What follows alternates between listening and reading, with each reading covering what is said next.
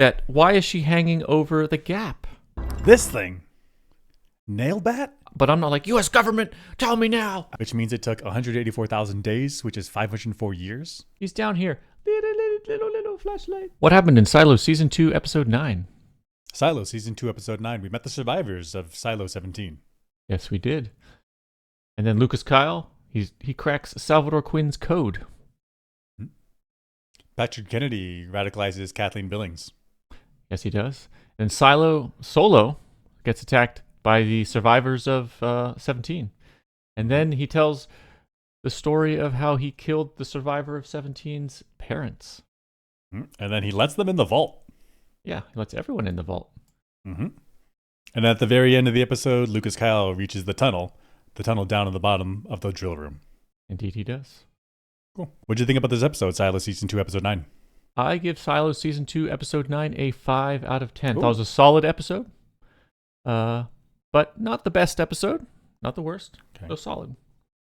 Some stuff that doesn't make sense to me is how do people in Silo 17 get food and water? We got Juliet, we got Solo, we got the survivors. Okay. Where are they getting food? Water? Like, what? Never a problem. They're always, like, well-nourished. And then, another thing that doesn't make sense to me, how did Juliet not find the gang of survivors with their baby and the young couple? Like, they're living. Like, she didn't do a survey of Silo 17 scrounging for supplies. How'd she not find them? And then also Solo's story of how he killed their parents. Like, I still don't understand. Like, what happened? Some goods though. Getting into the Silo 17 vault finally was pretty cool. Seeing everyone's faces with the music and the food, pretty cool. One really bad thing though was Lucas Kyle's procedure for exploring down in the water. Gosh, what was he doing? At the end of his rope, can't get back up, relying on a flashlight that's just, could go out at any time. What the heck? But overall, solid episode. I enjoyed it. What about you? What'd you think? I enjoyed it more than you. I gave it an 8 out of 10. That's a pretty good score for me.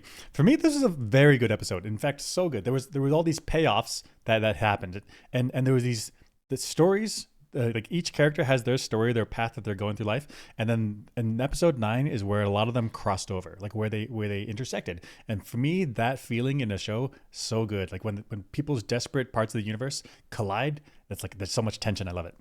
For example, Sheriff Billings learns that Camille Sims was helping Knox and Shirley. Like that's totally secret to him up until now, and he has like this revelation, like, oh my gosh, Camille Sims is not just on the side of her husband. Like she's actually doing some behind the scenes stuff. Super cool.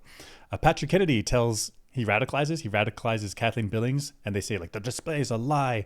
And for me, this is one of my favorite episodes of the entire series because I could see it. I could see how knowledge of the outside world could lead to rebellion.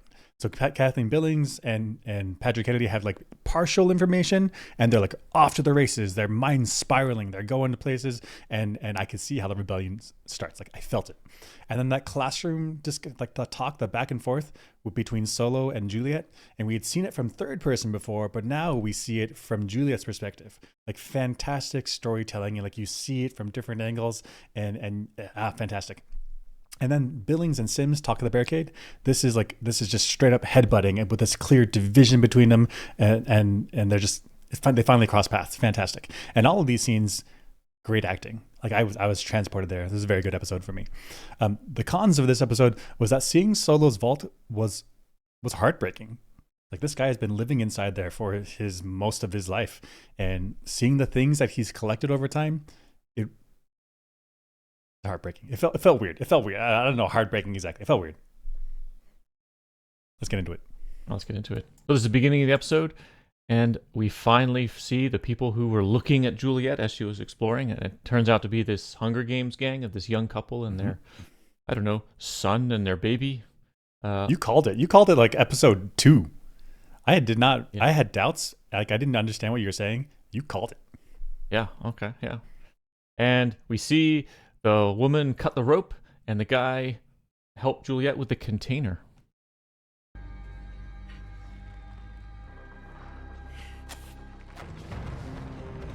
Okay, first off, look at Juliet. What the heck? We can see this is terrible. What is she doing? We talked about this like many episodes ago. That why is she hanging over the gap? Like, this is terrible planning. Like, why did she hang the rope there? And then it's like you can see where the rope is dangling before you start climbing down, right? She knew that she was going to get in this situation. That's right. And it's even worse than we thought, because we were thinking that this walkway had a corresponding walkway right above it. But that's not true. Okay. Like the walkway on the one up is like over here, and then it like spirals around. So that when they finally coincide, they're like 5 levels apart.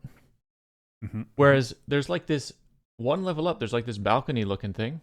You just dangle a rope down right there. Like, like this is so much. That's so much better.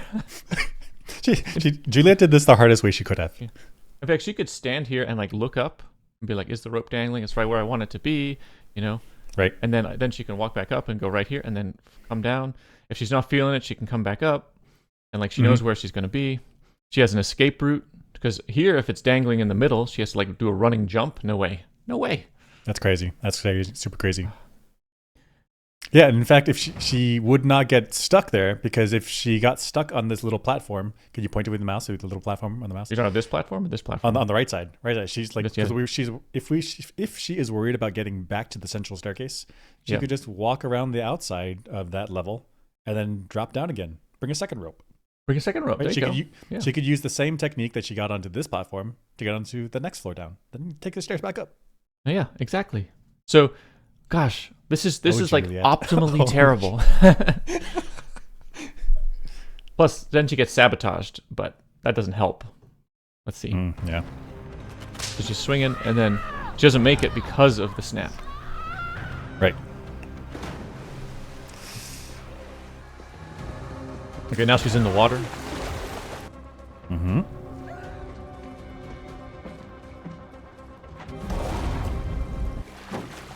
That's convenient. It's so convenient. So originally we thought there's this magic container floating in the water just for her. Like, what? It's magic. You know, such good luck. But actually, it was the guy who helped her. At the same time, he coincidentally found exactly what he needed on the stairs, right there. Yeah, That hadn't been there. It's wild. It's wild that they have this, I don't know, 6-gallon something container that potable, works, super airtight. You can put water in there, and they hadn't gathered it yet. Like it's just there. Like that's so super weird. Fortunate. Yeah, because this is so useful. You think so useful. Anybody who's trying to survive in this silo would do. I mean, what would I do? I would go like Actually, choose a level a day and do full survey, like any supplies, any goods, anything that I could do, inventory it. I mean, I have nothing else to do anyway. I mean, what am I going to play? Video games? I don't have. They don't have any games. Where did they get their water? I think they get their water from here. Isn't this the most natural place? Because there's no running water, right? There's no pump. There's no running water. Yeah. So the most natural place for them to gather water is right here. You just walk down the steps, you dip your container in, fill it up, and then you walk back up. And if there's any containers here is wild. They just walk past it all the time. And the best place to come to the water is through the stairs. You could go somewhere else, but this is the most convenient spot because you can walk right down to the water and scoop up the water you need. So they walk by this container day after day after day. Yeah. Or maybe they left it down here. Maybe they container's empty, throw it off, like we'll get it later. It floats, falls all the way down here and like floats to this corner. But then it's gonna break. Like if you throw it and it doesn't land right, it's eventually gonna get wear and tear. These containers are so difficult to come by. So difficult. Can't make a new one. Can't make a new one. So Eater is the scariest person out of the entire group. Let's watch. Watch her. Check her weapons. Look at the weapons they choose. A hatchet, body armor, bow and arrow. Wait, pause. So all of those things make a lot of sense. Actually, they make sense because maybe they already had them and then repurposed. Like a hatchet. That's super useful. You can use the back as a hammer. You can use the front. Maybe you have wood around. You chop a little tinder. Hatchet, super useful. Mm-hmm. And then body armor. I mean, also you're like adventuring around the silo. It also protects you from bumps and cuts. Like there's additional practical usage for this. That's right. And then bow and arrow. Yep. They said that they eat rodents. you're not gonna outrun a rodent and grab it by hand, which means bow and arrow makes a lot of sense for hunting rodents. And then you could also use it for defending yourself against humans. But Right. look what Eater does. This thing, nail bat. Like, what other use do you have for that besides hurting other people? Like this is a weapon that is only for hurting other humans. Like you can't even get the rats with this. Like they're way too fast. Right, and even if you did get it, it's like, I'm going to destroy the food. Smash apart. Okay. Not only is there's no additional usage, it's dangerous to the user. Because with a hatchet, you can put a little like cardboard, or you put a leather sheath, or you put, I don't know, cloth around it so you don't have the sharp side exposed. With the bow and arrow, you put all the arrows into your quiver, and so they're not like pointy stuff on your side. But with the nail bat, like it's always dangerous. Like you can't turn this thing off.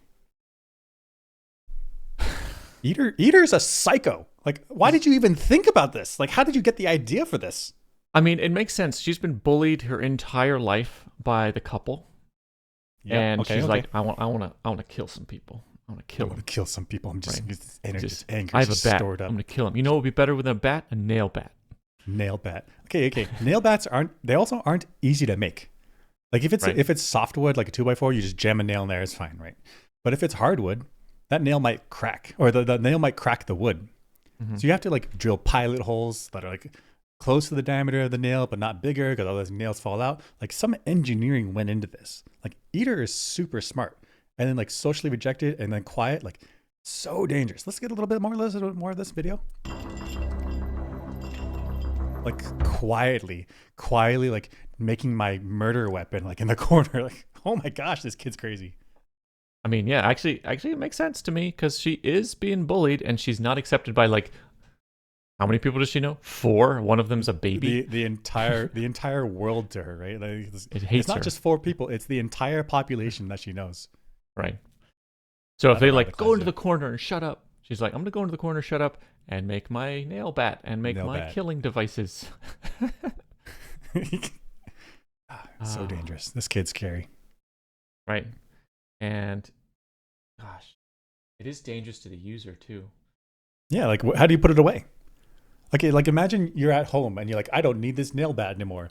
You like hang it in your garage, but it's still a bunch of nails pointing everywhere. Like you slip one time, you hit it. Like now you got a bunch of nails in your head. You can't even put this thing away. Maybe she's got herself a training regimen where she's like learning to use the bat with a training bat that doesn't have any spikes on it. So she's like really proficient at killing people.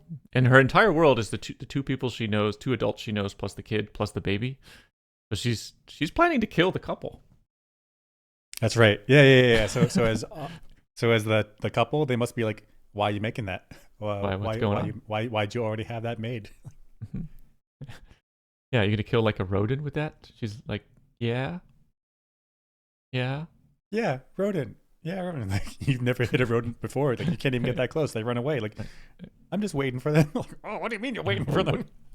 Yeah, seriously. This was wild to me. This is, I don't remember their names. What are the 4 people's names? There is Audrey and Hope. and Hope is Eater.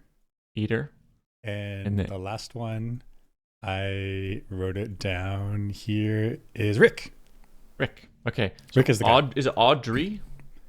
Audrey. Audrey. Yeah, so Audrey, Eater, who cares? And then Rick. So Audrey and Rick, this is their hangout zone. You're also bullying her. I'm bullying her as the audience member, yeah. This is their hideout. Notice it's lit up, first off. Yeah. And there's obvious, I don't know, organization. Like a human there is upkeeping the place. Even if it's a little disorganized, like somebody upkeeping the place. This means Juliet did not walk around and just look around. Like, what's going on? Do I need supplies? Right. And she only has like 25 floors or something to go through. So if she's there for a month, she can do 1 floor a day. Plus, she only has you don't even have 25 to floors because the bottom of the silo is flooded. It's flooded. So you're looking for food, you're looking for supplies, looking for anything to help you survive. You don't have anything else to do, right? And you don't even have to explore all the levels. You just have to walk down the staircase and be like, what's that? Yeah. Look at the lighting of this place. The silo is powered down. This Right. is the only place that have lights on. Wouldn't you just be like imagine it's dark and then you see on top of a hill like there's a house with lights on. Oh, well, there's a house with lights on. Yep. So it's like There they are. dark, light, dark. Like, what's that? How did Juliet miss this? How'd she miss this? It's I not can like understand it if she's running down when she enters. She's running down with like her helmet on. It's maybe out of the field of view, and she's like trying to get the knife to open her suit. But she had plenty of time after that to like see lights. Right. I mean, okay, during that time, adrenaline, she's running away from danger, makes sense. You missed But- stuff. Okay, yeah. After that, she's calmed down. An hour later, gotta be like, what's that? There's people here. She found the And IT that also vault means before this. she found the ID vault before this. That also means that this kid, the baby, didn't scream the entire time where she was around. Right. It's dead baby didn't quiet cry? in here. It's dead quiet. And that, yeah, if there's hustle and bustle going around the silo, a baby crying in some room might not hear it. Drowned out. Don't notice right. it. Too much other noise. And they do have conversations, and they're like doing manufacturing of weapons in here. That sound may actually reverberate around the silo enough that she's like, "What's that? What's that noise? I kind of hear a noise. Let me go investigate." Gosh, if she had been hallucinating during the show and been like, "I hear a baby," no, that can't be. I hear a baby. That can't be. That would have made a lot more sense. Right. Plus, This is yeah, their can we zoom hideout. in here?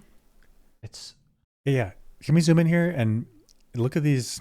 It looks like wind chimes, but I think they're cow bones. But that means there's wind chimes, so there's like a little like ding ding ding ding ding. Like Julia didn't hear that either. that's right. That's weird because it's dead silent, like ding, ding, ding, ding. There you go. You're like some sound Did I- compared did I to hear a something? vast nothingness. Yeah, right. Did I hear Right. what? Plus, it's lit. It's well lit up and organized.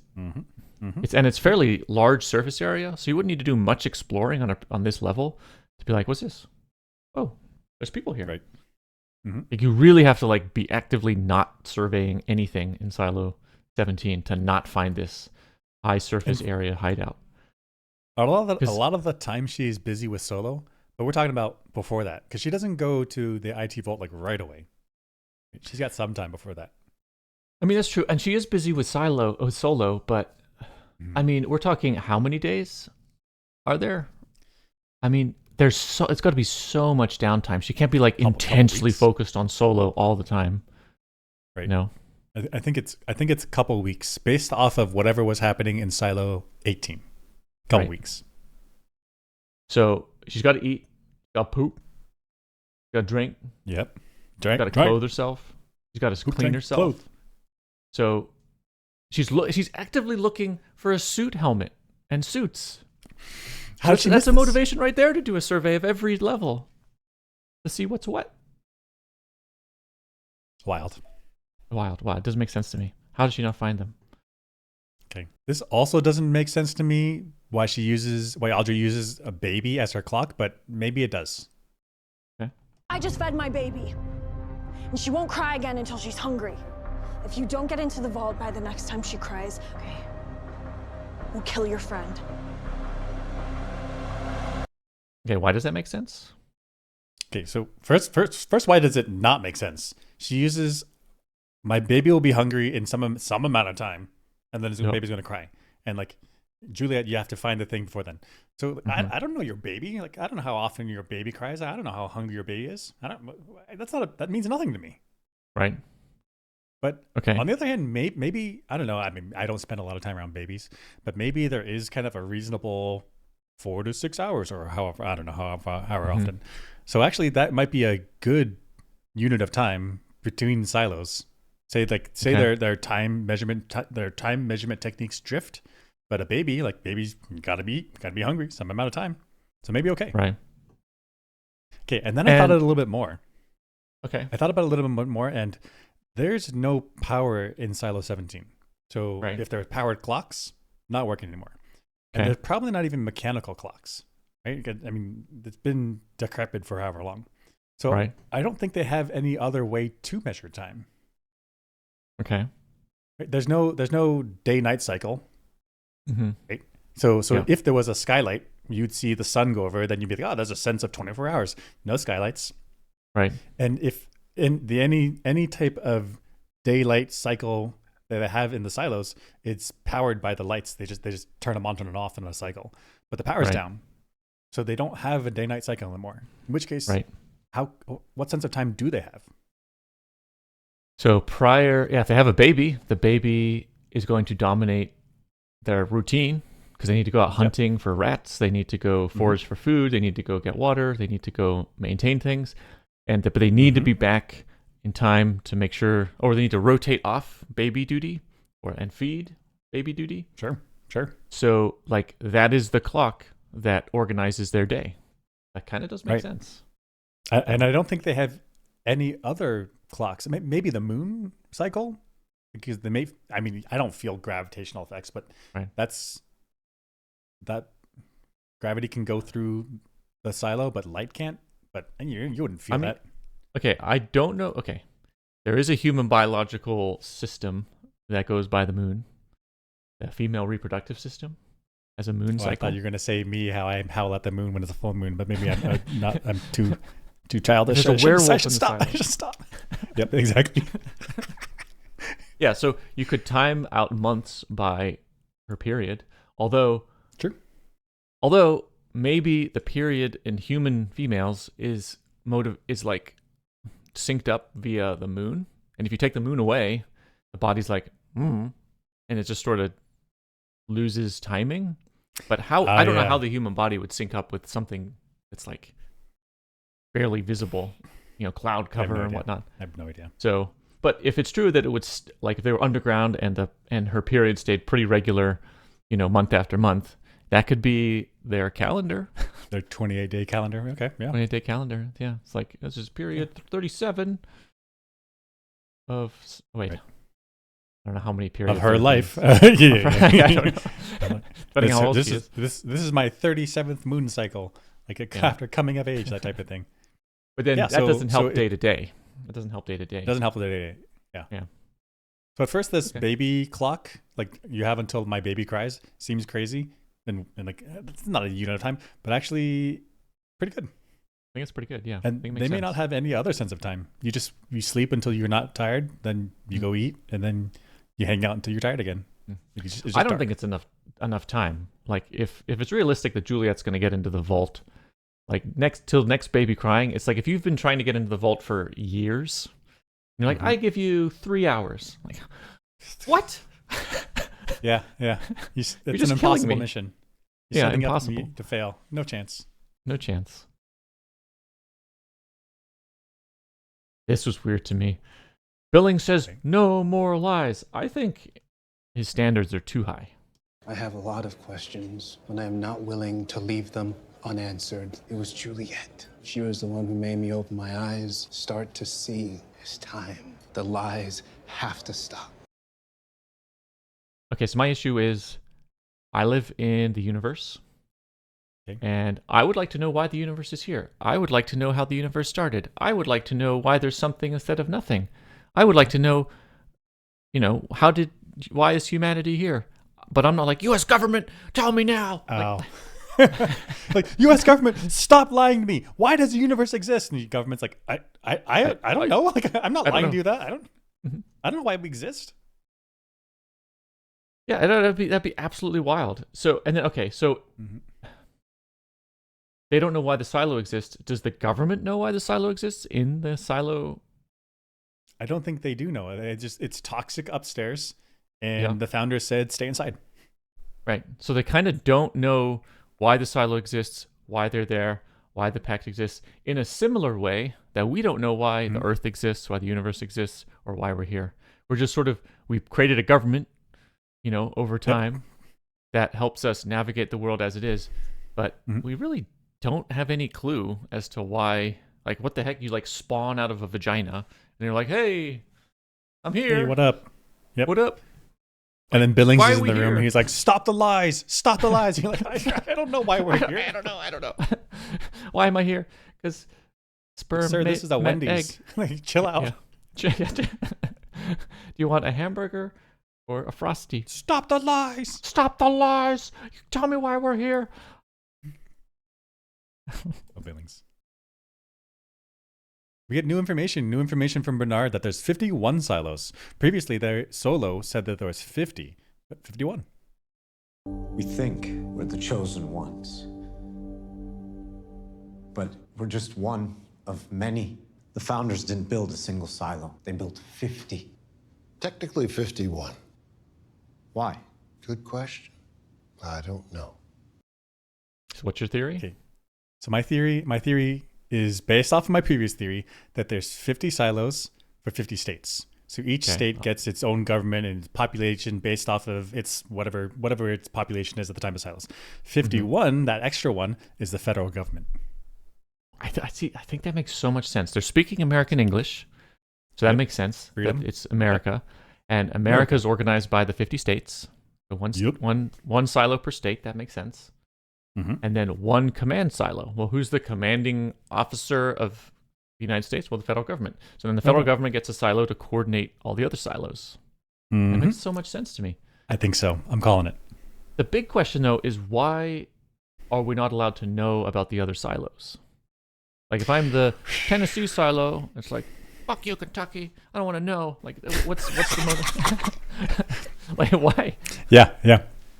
So my guess to that is maybe they did know in the past, but then whatever social dynamics that evolved over time in Silo 18, the founders the founders of the pact. Sorry.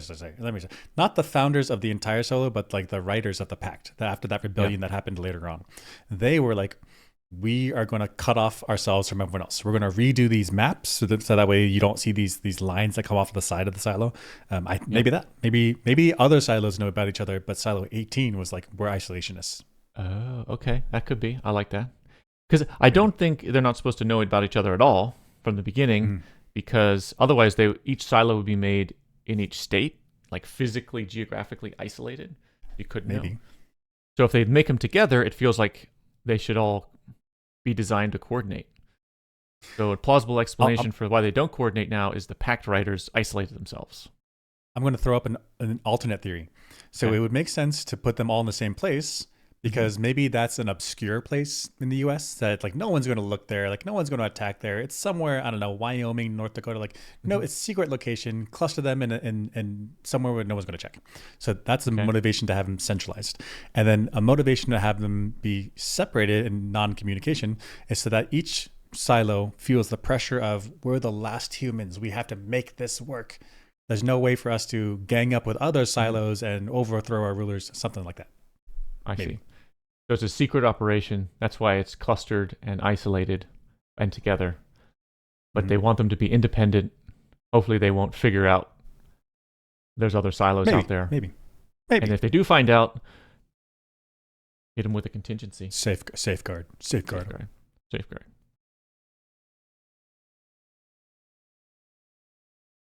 This is Salvador Quinn's message. He decodes what Lucas Skiles decodes what Salvador Quinn's message, and there was a line in there about how they view themselves that I thought was interesting. Okay. Decodes it, finds out about Safeguard. Scary stuff. Okay.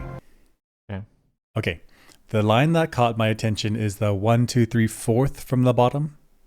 Can you put your cursor on that? 1, 2, 3, 4th. Yeah, perfect. We think we're the chosen ones, but we're just one of many. Okay. So to me, that says that the meme of their society, like the idea, the way they view themselves, is they view themselves as the chosen ones. Okay. And so my question to you, we're saying Silo 18 says they think they're the chosen ones. Right. Or at least when Salvador Quinn wrote his code, he wrote it such that we being Silo 18, think we're the chosen ones. So I'm thinking I'm thinking that what this says is that at the time of Salvador Quinn, the zeitgeist in the society was, we're the chosen ones. Okay. So my question to you is, what are the pros and cons of having a society that views themselves as the chosen ones? So big pro, I can dehumanize everybody else. Big pro. Okay. But I mean, assuming else. that there is nobody else, right? They think that Silo 18 is just by themselves. Right. So So when I think of the chosen ones, I think a big advantage is I'm separating myself as a superior something in relation to the rest of humanity. So I have like my Sure. group, and we're chosen, and then we're we have better. Yeah. the riffraff out there who are not Riffy chosen. Raffy. But in this case, the Silo bring it 18 has nobody to compare themselves against. Like the entire society as they know it is chosen, which is kind of gets rid of that. It negates that benefit of feeling like I'm superior to the riffraff. But they could still think of that like the riffraff means all the people on the surface that died however long ago. That could be. Could Yeah, still so be they, chosen. Yeah. comparison to the abstract people who died because Right, they were right. losers. Yep. But Which means they're chosen because they are the ones who are going to continue humanity. And so there's a burden and a responsibility to being chosen. Right. And so that could be motivating. Exactly. That's right. What were you thinking was the advantage? Well, the advantage is exactly you said. If they're chosen, they feel like there's some. It could be religious. It could be a higher power. It could also be not religious. But for whatever reason, we were chosen. We have this legacy to carry on. We were selected out of all the humans to survive to the future. We were chosen. We have to make it work. And so that can be very motivating as a culture to do the best you can and not fight. And you know, we're in it together. We're the chosen ones. It could also make on the other side of that. It could also make people very lazy. Like we're chosen already. I don't have to work for this. Like I'm already selected. I'm already gifted. I already have the good lot in life. Like I don't have to work. Like there's really pros and cons of being a chosen society. That's true. So on the other side of it, you could have not chosen. Like Right. if they didn't view themselves as the chosen, like they viewed themselves as we got lucky. We happened to be close to the silo. We were able to get in, and it was just random chance. That could also be motivating. Like it's super humbling. And so like we have to work up. We have to earn our selection. We have to continue humanity and to be respectful of all the people that died. But on the other hand, if you view yourself as like it just happened, then everything's just chance. That could also be demotivating. Like I don't know, it's just random chance. Like stuff just happens. Like whatever. I don't have to work hard. That's right. The weird thing is in Silo 18, we haven't really heard about this chosen thing very much. Yeah, we certainly I think this is got the time. feeling like they're on the brink, but this chosen idea has like fallen away since Salvador Quinn's time. Yeah. So Another they're still doing an okay job, but they don't think they're chosen. they're I hanging. don't think. Right. Yeah. Okay, but then can we now think of this like specifically about 18? So when I say chosen, because I'm born and raised in the US, I think chosen, I think like religious chosen. But I haven't seen any signs of religion in the silo. Right. It's possible they have a religion. It's just not important to the story. So people like pray in their homes or whatever. But as far as I could tell, it's atheist culture. Like there's no religion. So I think there's no religion in the silo. Like there's no Christianity, Islam, Judaism. There's none of that. It seems like there's just none.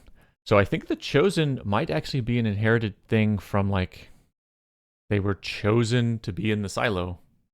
Yeah. The population So was if not chosen to be in the silo, and then that idea came down, and they kind of forgot what it means.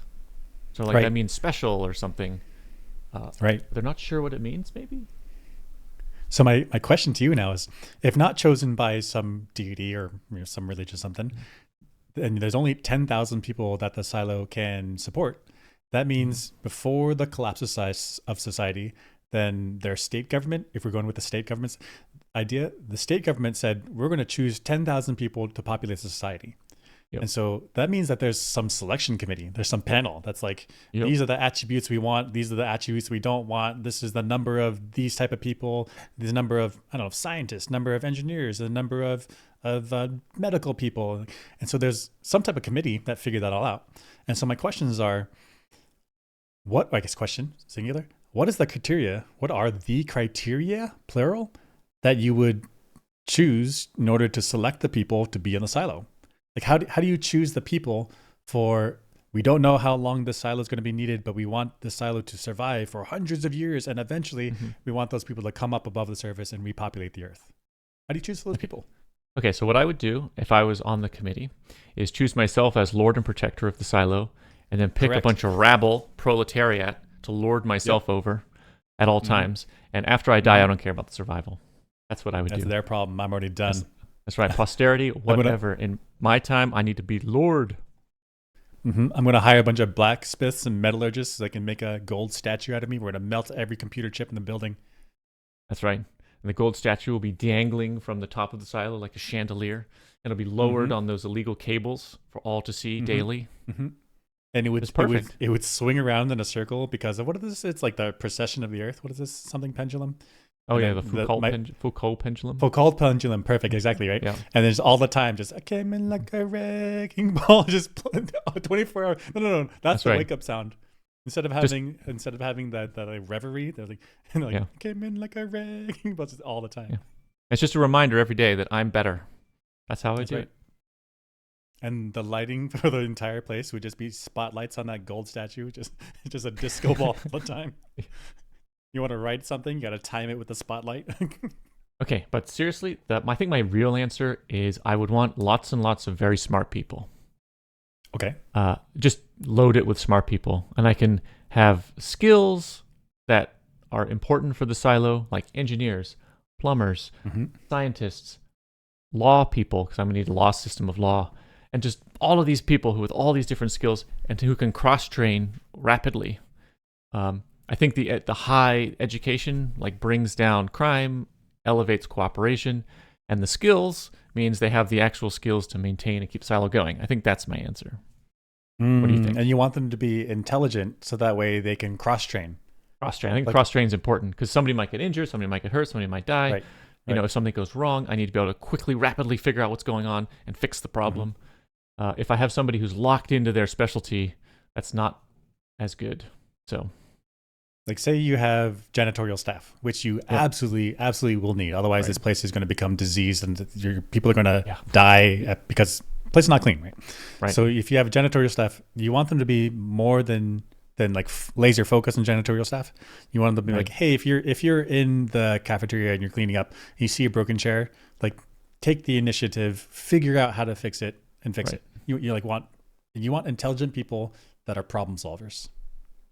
Right. If I'm a janitorial staff and I'm cleaning the floor, and it's like this is my job, cleaning the floor, and I see like a vent that has perhaps beginnings of mold, I immediately coordinate with other people. Let's make sure this vent and let's check and inspect instead of just being like my job is the floor. Like, we don't want that. So I don't know. I don't know if there's. Go ahead.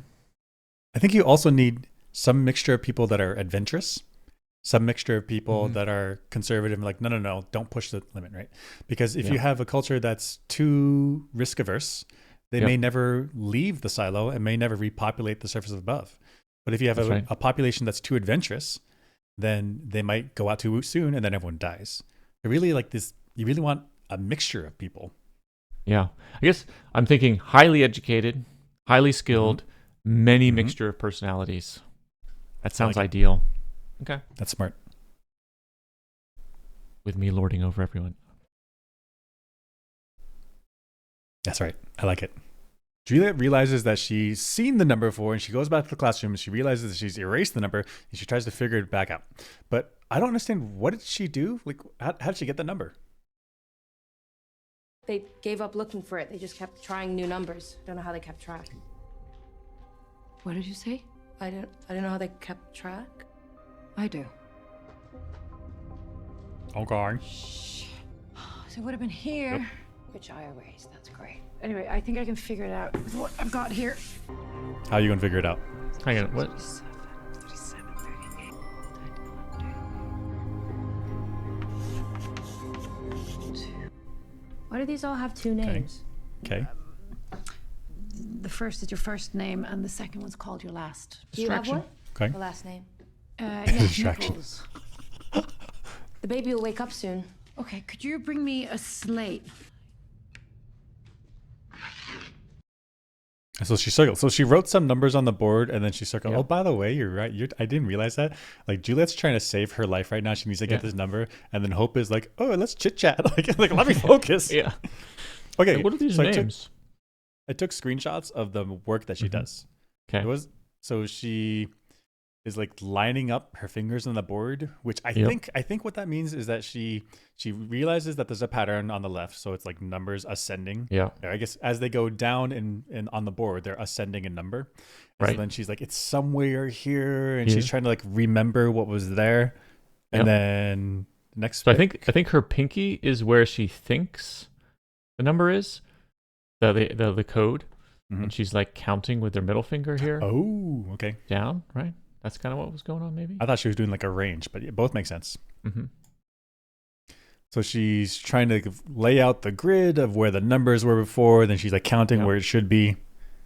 Yep. And we can clearly see here it goes 996, 997, 998, 999. So ascending numbers as the numbers go down on the board. Yeah. Okay. She like looks at the shape, does some hand wavy stuff, like literally hand wavy stuff.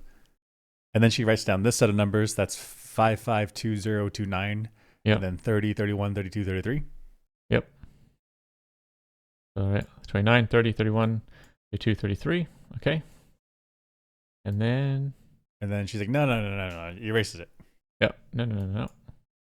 Then she writes right on top of it 552037. So first of all, I would have written the numbers exactly where they were. Right. Because she's writing two sets of numbers like right on top of each other, which means she's imagining where the numbers used to be instead of just putting them where they should go. Like right. So I'm saying rewrite the numbers and then just the numbers that you think are in the right spot, circle them. right. So it's weird that she thinks the real number's here, Mm-hmm. and she writes her work to get to that number over here. Why not write it? I mean, the work numbers meaning right- she just writes numbers on the board. It's not like work. Right. Okay, so And now so she's at then- 552037 and 38, Yep. and then And then Hope talks to her. We cut back, and then she has a new set of numbers: 552032, 2. and then 345 circles the bottom ones. Yep. So these are the ones she thinks are the codes. What One of these. is that? It's like what? How did she get to that? Like what? Kind of weird. I would have just where I thought the code was, I would have filled in roughly what I thought, the distances of the entries were until I got to where I thought the code was, where I remembered, and then somewhere around that, maybe 2 plus or minus 2 is my code. That's right. That's what I would do. Somehow she was doing something more complicated and got to the same result. Actually, I don't think we even know if she ever got the right number because eventually they get sold to open the door. Oh, that's right. She guesses twice, I think, the wrong numbers. And then she gives up. She's like, I got to talk to Solo. Go talk to Solo. Yeah. Yeah. Okay. This was all for naught at the end of the day. Right. Yeah. So what would I have done? I thought about this, like, what's a smart way to do this? And Okay. so we see here on the left board, you have numbers that are ascending as you go down. Yeah. And the right board's the same. What would I do? Okay, first of all, if I was the original people doing this, what would I do? Like, see how they're crossing out every number? Yep. That means that every time they go through a column, they wipe the whole thing, they reset, and they do the numbers again. No. Let's do this lazy. Like, so if you can fit maybe 20 there, then you write 1, 2, 3, 4, 5, 6, 7, 8, 9, 10, 11, 12, 13, 14, 15, 16, 17, 18, 19, 20. Yep. And then those numbers you never touch. You only write the new numbers on the left side. So like what is that? 5519. Mm-hmm. And then I go through all the numbers, and then it's 5540 or whatever the next set is numbers. And then that way I'm not rewriting these numbers all the time. Like let's be lazy. Let's do this easy. What are we doing here? Right. So like here it's 5519, 5519, 5519. Like I don't need to rewrite this every time. You only need to write those 4 numbers. The tens digit and the first and the ones digit. You can leave those there for every board. Basically. So if you get 5 columns and every column has 20 entries, you get 100 numbers per board. And that way you like keep track of where you're going. Right. So you only really need to write these first 3 Yeah, that's on right. the board. No. Okay. First 3 gets you to 1,000. But I mean, okay, so on the board, the board represents 551. Mm-hmm. So even better. That's right. You just put 551 up in the corner in a little box, and then you go through. You put a little X every time you go through one of the 100 entries. Yeah. Okay. That's totally what I would do. Okay, so what did they do? I pulled this out from season Silo, of course, Silo, season 2, episode 3. Yeah. So this is what was on the board before she erased it. And so what did they do? I counted, I counted the left board, and so the number of entries they have in there. So the question is leading to how long did this board last? So in the first column, there's 17 entries. The second column. 17, 18, 18, 20, 17. So you're saying 17, 18, yep, 18, 20, 17. Okay, that's so frustrating. That's so frustrating. I want all the columns to be the same number. Okay, whatever. That's just what they got. They got 17, 18, 18, 20, 17, which is 90 combinations. Like, it worked out to a nice number. And given that you get 3 tries a day, they get a month. That board lasts a month. Yeah. So a single board. So this would be 1 month of numbers. And this would be another month of numbers. Yeah. Okay. Yeah. Annoying though that it's 90, because then you can't just keep the same digits. Like when you roll over to the next month, you go from 0 to 90, then 90 to 180. Like you don't end up on the same number. You can't do this easy lazy technique. I see. Where you get the numbers at the end the same. Because ultimately it's base 10. Ultimately base 10. Not base 9. Right. So quirky. Also, this could have been 18, 18, 18, 18, 18. But instead they did 17, 18, 18, 20, 17. Right. Which is like, to me, means they are scattered chaotic. They're just freestyling it. Like, take a little bit and think about it. Okay, but check out that number. I zoomed in. Where did they leave off on the last board? That looks like 552008. Yep. 552008. Yep. Okay, so I think they started from 0 and are going up, right? Because they're incrementing sequentially. Yeah. So then my question is, how long did it take for them to get there?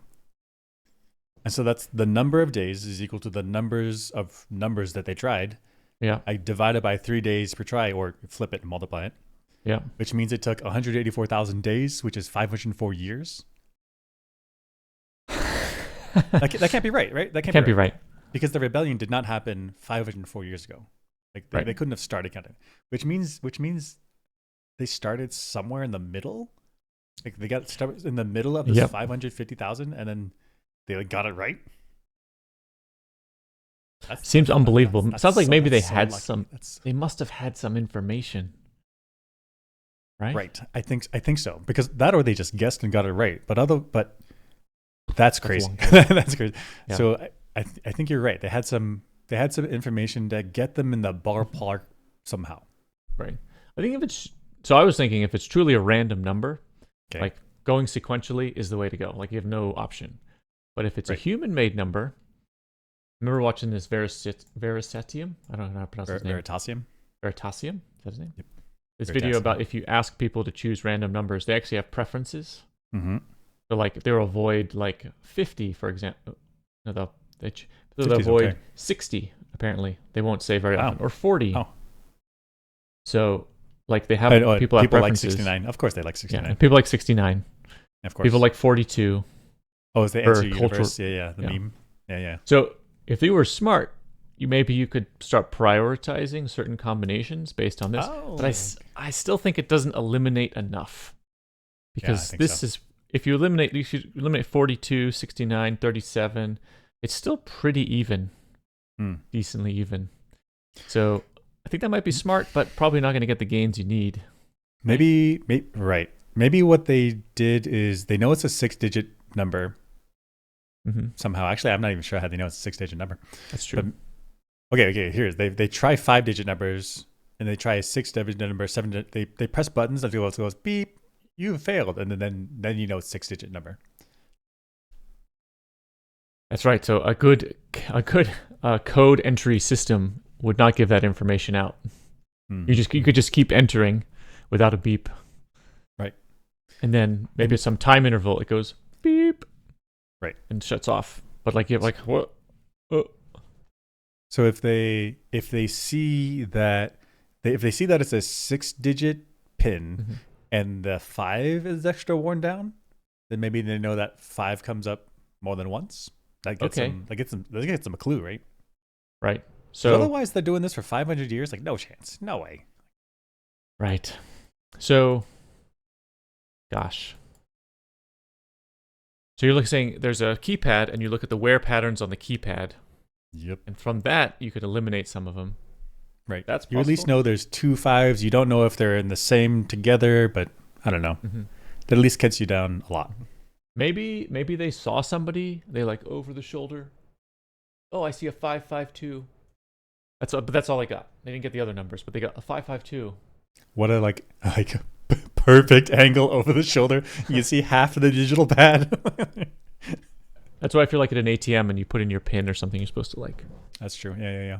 Somebody could get a number or two, and it makes it much easier to guess. Oh, absolutely. Yeah. But I think Yes, if they're maybe. choosing randomly, no chance. No chance. It's over here. Yeah, this one, yeah. No chance. Yeah, what if the password was 00000? Right, you guessed that on the first try. Yeah. If you started there, if you started from the top. Or if you started from 999999, count it down, Yep. you're in trouble. Yep. 500, it would be 1,000 years, about. Yeah. No chance. Okay. This is in the down deep, and they're talking, and they say, I think I know who the spy is, but I don't think that Knox has enough information to finger Martha. Getting a message to the barricade. What? What is it? I know who betrayed us. I don't. Okay. I don't see why. I don't see why he would have known that it's Martha. So I thought about this, and I was thinking, who went above the barricade? Only person that went above the barricade was Martha. She went up one time. So it's not a guarantee, but if anyone had opportunity, then it would be her. So is it means, motive, and opportunity? She has means. She went above the barricade. Legs. There's motive. Her wife is in captivity. Okay. And opportunity, which is she went above the barricade. Yes, but she went above the barricade one time, and that was before the most recent leaks. So Okay. as far as Knox knows, Martha has been inside her apartment the whole time. Mm-hmm. And I don't know if I don't remember. Does he know about the cameras? I don't think the answer is no. I'm surprised Martha knows about the cameras and hasn't told anyone. But the cameras are not supposed to be known by the general public, right? Mm-hmm. Exactly. So I think he does not know about the cameras because Martha hasn't told him. Right. In which case, he may suspect that Martha betrayed them when she went above the barricade. But how would she get additional information to Bernard after? Exactly. I don't know. I don't understand how he would have guessed that, especially since she's so trusted. I mean, he got it right, but just surprised. Also, so later on, they say that they had this like hand communication when they're in the room with the spinning thing, the generator. Okay, yeah. They're like, it's super loud. We have this hand communication thing. If they have the hand communication thing, why doesn't Martha just tell him like I'm being watched? Why is Knox guessing? Well, maybe Martha doesn't want to be found out. And so once Knox guesses, Martha's like, okay, it was me. But if the hand communication is so good, so secret, so hidden, just show him. Be like, psh, psh, psh, me. Oh, I see what you're saying. Like, since Bernard can't read it and he doesn't know about the hand signals, she could easily tell Knox here, and like Knox, Bernard would be none the wiser. Being watched.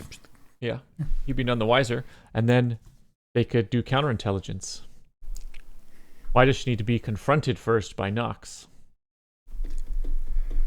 Maybe she really did want to betray the down deep, but then when Knox figured it out, she's like, oh, double cross, switch sides. Oh, yeah, okay. I mean, I'm on your side. I mean, yeah, I'm on your side. I was going to tell you. I don't know. Weird. I see it. Yeah, weird. I mean, okay, he might suspect. There's also, if he said, I suspect it's Martha, like, I really think I know who it is. But he's like, I don't know for sure. That's kind of different. He's like, I know. I know. Well, I guess, did he say I know or I think I know? I know who betrayed us. I know who betrayed us. I know who betrayed us. I know who betrayed us. Why are you looping it? He says, I know. I know. Yeah, he knows. Driving it home. Oh well, whatever. This was weird. Solo explains what happened when he killed, who were their names? Audrey and Nick's parents. The parents, yeah. And I don't know if it makes sense. What happened? He asked me to do one thing and I failed. What do you mean you failed? They got in, they got the right code and they got in. And I was So the parents of Audrey and Nick got into the vault? I was right there. I was right there. And I did nothing. Even after they came in, I didn't wake up. You were asleep? I didn't. So they got into the vault. Audrey and Nick's parents got into the vault, and Solo kind of faked sleeping. I think he was fully asleep, and then I he see. like woke up at some point. Yeah. Wake up until Until what? What? it was very loud. What was loud? So fucking stupid. I left the gun by the door. Did they shoot you while you were asleep? Rick, And what? he killed our parents. I didn't want to. But you did! They got inside the food vault. So I broke off the inside handle of Okay, so the parents get into the vault Uh-huh. without a gun, Without a gun. pick up the gun next that Solo left out like an idiot. Then they shoot sleeping Solo, boom. Boom. And then somehow Solo is able to wrestle the weapon back from them and shoot them. After they got... Wait, no. Oh. Then they got into a food vault. He broke off the... Did he shoot them first? So What? I thought he got shot, and then Okay. he played possum and was pretending to be dead. And the parents, who've never shot people before, they're like, "Hey, we got him. I've heard about shooting Okay. people. You shoot him, and then you got him." And then they're Okay. like, "Done." They walked away, Leaving the gun there, I guess. or even taking it with him. I think he doesn't use it later. Okay. Oh, that's right. So then they break into the food vault, and then he breaks off the handle. Yep. the door and I shut it and they couldn't get out because it was sealed. So they run out of air? Doesn't matter how he did it. Can I just... How did he survive that? I have no idea. How did he Wow. not get infected? How did he get I the mean, and bullet this- out? Not there's infection risk. There's also like there's Whatever organs important there, yeah. organs in there. Yeah. Yeah. Like it must have just like done a duck and weave through the intestines. Or his organs knew and dodged. Yeah, it's just a little. Can't touch me. I think that can happen if like an absolute lucky shot. It can like go between the organs if you're very lucky. It can happen. I guess. Yeah, gosh, it could have hit his intestine, and then now he's dying of sepsis. But I don't Right. understand what was confusing about this. So okay, so if this is a diagram here, this is the vault Okay. where Solo has been living. Uh-huh. This is the waiting room, Yep. and then this is the fan room. So if we look at this picture here, Juliet's in the fan room, approaching the waiting room, and the vault Mhm. door is right through that crack there. Okay, Oh, okay. so the yeah, bodies are here. We can see them right. right here. And Rick Those is are like, they bodies. suffocated, but they can't have suffocated there. There's a fan. Right. So Okay. So let's see. So I didn't think about this. Solo is in here sleeping. Mhm. The parents here and here. Yep. They go into the vault. They break in. Do. Get in yet? They grab the gun, shoot him, Pow. and then they go into. Is this the food? Are there doors here? We think there may be doors Yeah. here. Yeah. This is maybe the food vault door right here. See Juliet in this kind of orangey room right in that picture below? Yeah. That's the waiting room. And I think that's a door. I think that's a door there. Okay. So they break into the vault, somehow open this door, Uh-huh. double back, come in here, and they're scrounging now. They're in here. They're scrounging. I think so, yeah. Solo wakes up, picks up the gun, goes in here, shoots him. Oh, no. I don't think he shoots him. That's wrong. He goes over here, breaks the handle off. I think so. This room is like That- hyper sealed. They die. They die. And then Yeah, I think so. Solo drags them through back here. Yeah, because I don't want them near my food. That's gross. Okay. Okay, maybe that makes sense. I think so. Weird the food vault is sealed. It's also weird that the food. Yeah. Why does the food vault need to be airtight? Mm-hmm. Also, it's weird that the food vault is on the outside of the vault. Well, I guess that's the least clear thing. There could be a food vault, like a door here, and this is the food vault. Right? So when you go into the left of the vault, that leads you to the legacy. But I Right. guess we never see what happens when you go to the right. I guess in the bottom in this picture. Right. Because this is sort of the AI room that's Exactly. over here. Over here's the AI room, and then there's, if we go further over here, there's like the legacy room, but we To don't the actually left. see. Is it this way? Yeah. Okay. But we don't actually see the entire layout. Maybe there is a second room. The room looks like it forks, but we never go to the right room. Maybe the right room is the food vault. So maybe the food vault is over here, actually. Interesting that he breaks off the handle to the food vault room and then is still able to get in. Kind of interesting. He said he broke the inside handle. Did he? So maybe that just traps them inside the food vault. Right. I would eat everything in there. Yeah. just as much as you can. You might as well. Yeah. Send it. I'd take a piss all over it if he's gonna suffocate me. You Going down. suffocate me. Watch this. Like middle finger Watch out it. the window, and then. Okay. Maybe I'm a little bit happier with the explanation now. Okay. Yeah, I totally just went with whatever he said. I didn't really think about it. This is Solo's vault, so I thought we should we could just look around, see what he's got. Okay. So I see a bunch of birds. Yeah, dude's into birds. I see a color wheel, musical Color wheel. instruments, drums. That's a bassoon in the back there on the left. Yep, Right there, and then okay. looks like a trumpet, maybe a saxophone a little lower. He's got lots of instruments. Dang. Yeah. So it's birds and music. Okay. Okay. Oh no, he's got origami cranes. Origami. Yeah. Oh no, because like my high school bedroom, I had lots of origami cranes. Okay. Boat. You got like a Got horse some diagram.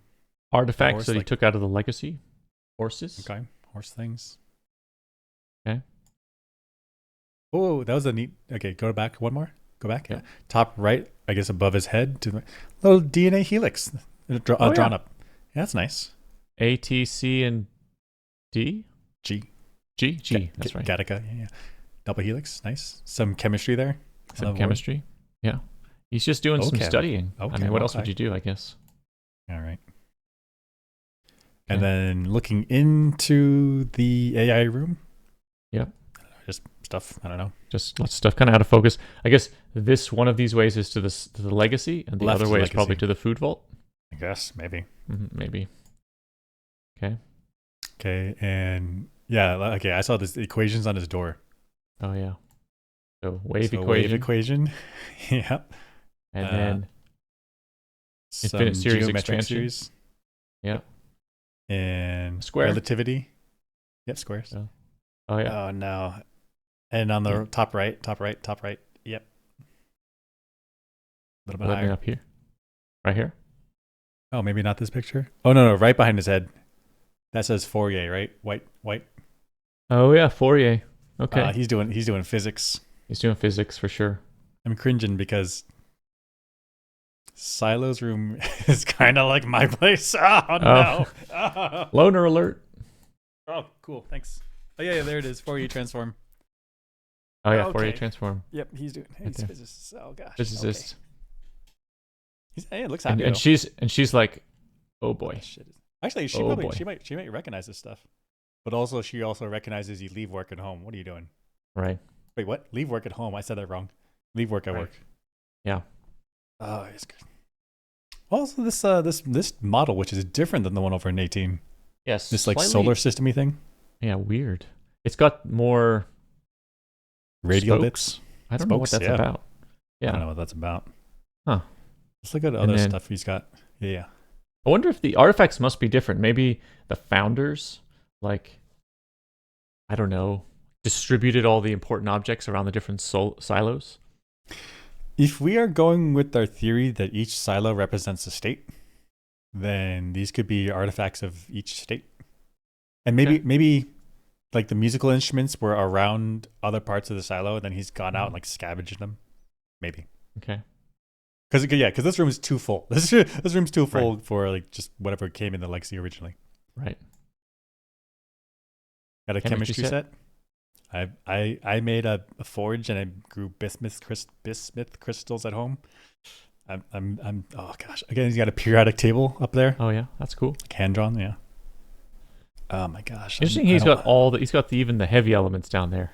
Mm-hmm. Like, I never know if I need the chemistry of the heavy elements. That's right. Good point. He's never going to need that. That's right. I feel bad. More chemistry. Got music, Super more musical dangerous to have instruments. Chemistry. It's depending on the chemistry. We got chemistry underneath our kitchen stuff, right? Or our kitchen sink. That's true. Yeah, That's sewing true. machine. Oh yeah, sewing machine. Did I ever tell you about that hammock I made? I bought like several square meters of nylon ripstop and I got aramid fiber, like Kevlar fiber, and I sewed my own hammock. Okay. You did tell me that. This means some geometry. My life is very solo.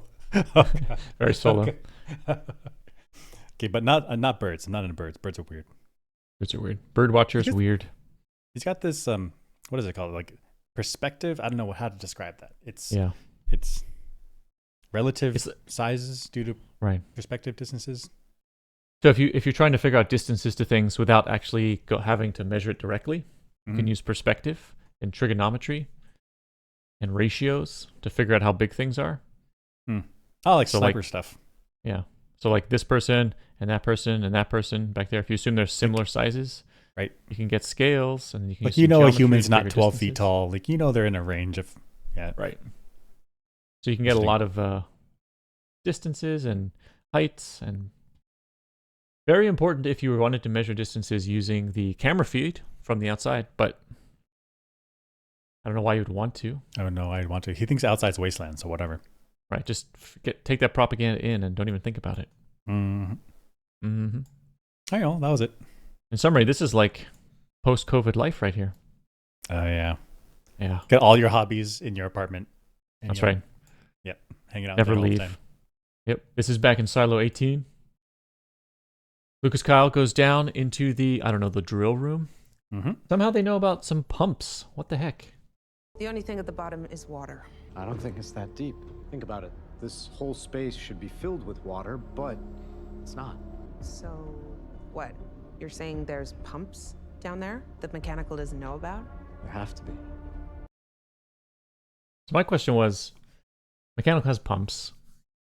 I get it. They have pumps. They've got to pump water around the silo to provide showers and cooking and cleaning and all kinds of different uses for water. Yep. But they don't seem to know that you have to pump water out of the silo because you're below the water table. And yet, Lucas Kyle here is like, the water should be higher. Do we know that they're below the water table? I think we do, because in Silo 18... It's 17. Oh, sorry, 17. The water's high. Flowing up, which means that must be the water level. Yeah, okay. Right. And if they were above the water table, then there would be no natural water coming into the silo. Agreed.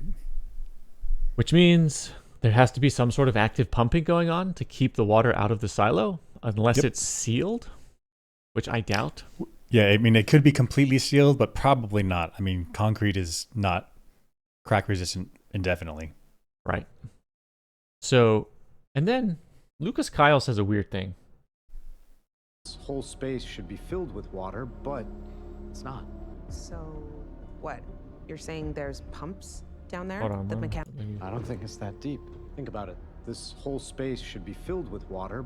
He says, think about it. This whole space should be filled with water. What's weird about that?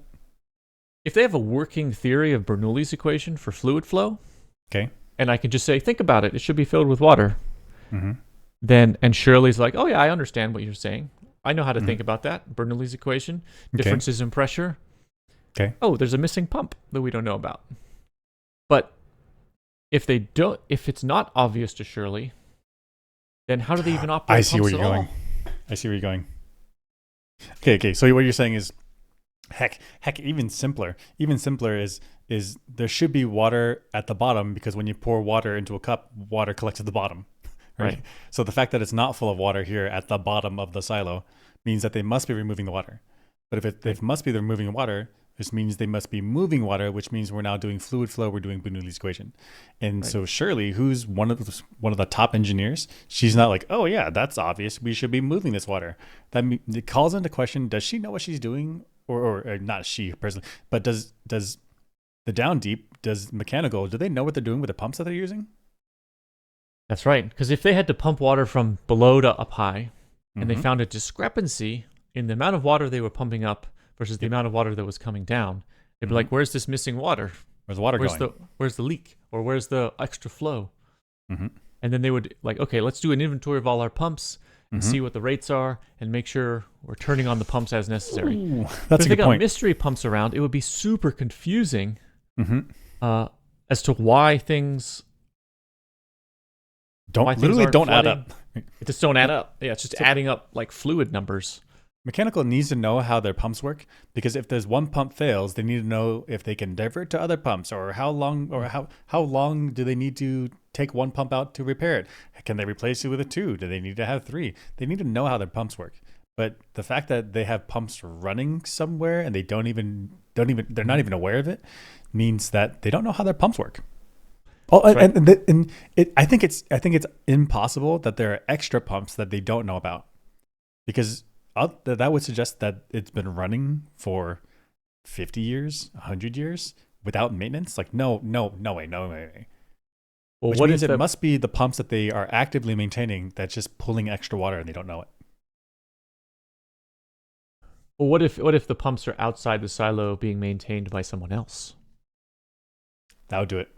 You're saying down in the tunnel there's some water being pulled out to a pump somewhere else, right? And so mechanical via Shirley just didn't know about it, right? And so the water level at the bottom of this area is level and not moving because they're just assuming it's just sitting water and there's nothing there. It's not actively pumped. That would mean that the walls of this cavern would have to be sealed watertight. That's right.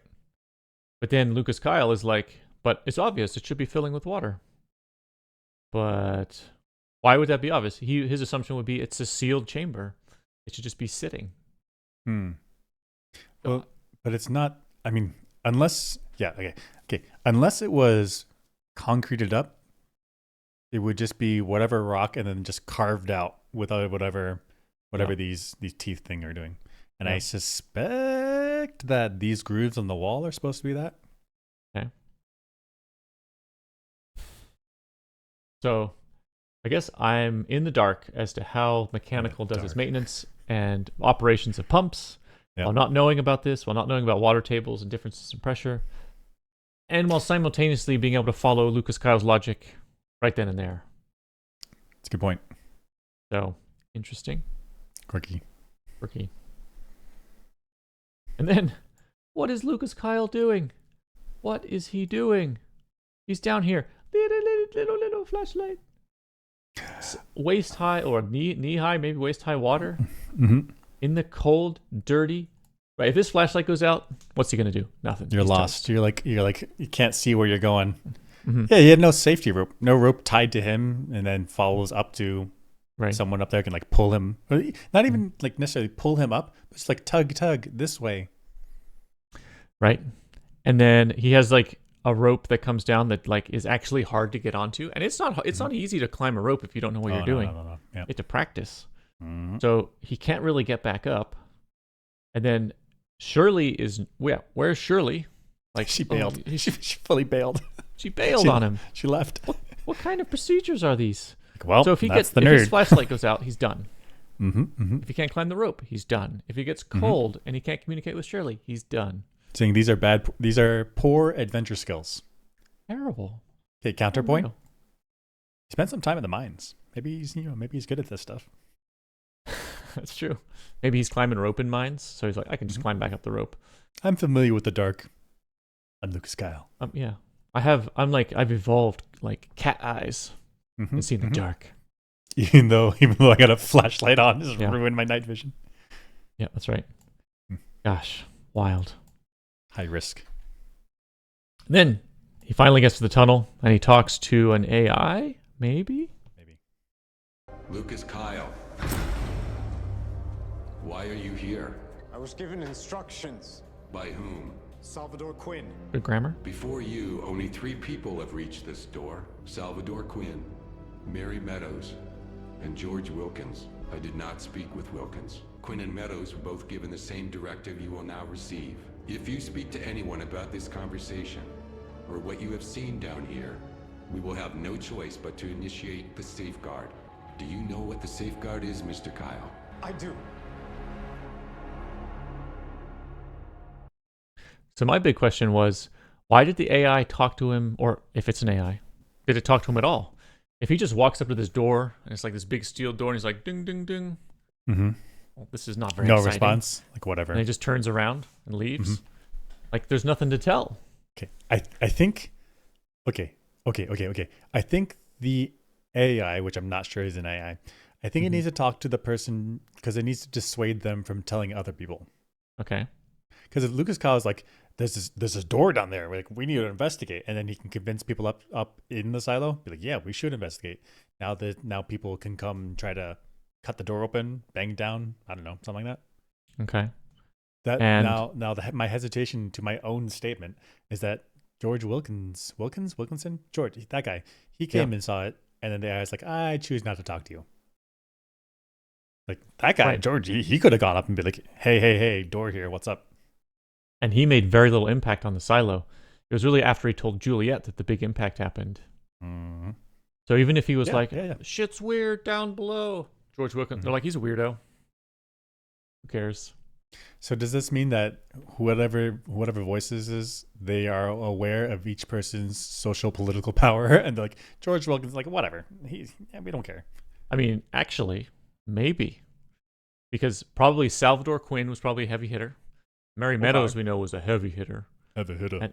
And now Lucas Kyle is the mayor's shadow. He's a heavy hitter. Shadow IT. George Wilkins ain't nobody. Maybe that's it. Write him off. Yeah. I think in summary, that wall that's got a hole in it, should be bricked up. They really should have been bricked up. Brick it up. No one would have been looking down there. Right. Brick it up, and everything's fine. Nobody goes through it. You get bricked up, everything's fine. Get bricked up. Which is actually kind of about this door here. This door is fully bricked up with steel, rock hard steel door, steel bricks. Yep. And if it doesn't say anything, then it's just you're just talking to a wall. It's talking to a wall. But instead of talking to a wall, I think it's people. I don't think it's people. The reason I think it's people is because it switched pronouns. Okay. So it said Kyle. He goes from I to we. Why are you here? Let's listen. I was given instructions. By whom? Salvador Quinn. Before you, only 3 people have reached this door. Salvador Quinn, Mary Meadows, and George Wilkins. I did not speak with Wilkins. Quinn and Meadows were both given the same directive you will now receive. If you speak to anyone about this conversation, or what you have seen down here, we will have no choice but to initiate the safeguard. Do you know what the safeguard is, Mr. Kyle? I do. So I think I see what you're saying. He says I, or whatever that voice is, says I, because he's talking as a person, and then he switches to we because he's talking about the group of people that will make the call. That are perhaps in silo 51. 51. Overseeing the other silos, perhaps. I think so. If our theory is right. It makes me wonder if the AI that's in the Legacy, is that also an AI, or is it just Silo 51 monitoring? Maybe. Because the camera feeds could go to IT, and then IT just relays everything out to 51. Right. I could imagine if there's people in monitoring the situation, they would need AI help. Because how boring would it be to like man the cameras all day long? 10,000 people in 50 silos, like oof. Oh, so boring. Right. And just a lot of manpower. But if you have an AI, just like take care of it. If a flag gets thrown up, let us know. We'll watch the footage. Send me a text. Yeah. Which makes sense because nobody's going to be manning this tunnel for like decades at a time between visits.